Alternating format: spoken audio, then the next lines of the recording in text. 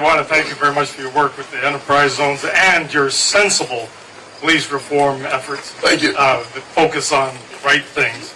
I also wanted, and I want to thank you for your mention in you're discussing about the evils of the illegal immigration. You also touched on the sex slavery that is promoted with this trade. Yes. Trafficking of people. I've always thought that Republicans need to do more to highlight. We pick up nearly 50 bodies a month, either rotting in the desert or washing up on our shores. We have thousands of people that are dying en route as well, and we have all kinds of, and so we have to stop this flow of misery. What do we do? What can we do to shut down that narrative of the left that we're somehow doing good by all these people, emptying half of their villages of the people, separating families, etc. They just seem to have this narrative that we're doing good. We're not doing good for Americans. We're not doing good for the immigrants. Well, I wish, as I did about 3 weeks ago, we had the folks on the radical left go visit our border.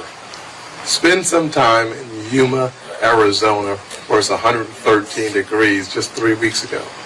And watch and listen to the sheriff, who has a conversation about finding dozens of bodies on the other side of the border.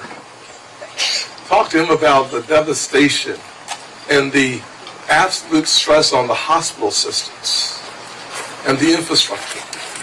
Let the folks who think they have a sign around the world that says America's border is open, that devastation, because of the weakness of this administration, is fueling a humanitarian crisis.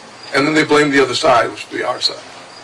It's unconscionable what is happening to people who want to come to our country illegally, particularly the women. Devastating and preventable. Closing our southern border by finishing the wall, using the technology, are two very important keys. And then making sure that we restore the asylum policy that requires people to seek asylum with a country that is contiguous with the country that you're leaving, and the remain in Mexico policy that we had previously. Those are pieces of the pie that actually work and is effective. We have to stem the flow of traffic, and that we should restore Title 42. COVID is over, but there is a healthcare crisis on our border. It's called fentanyl.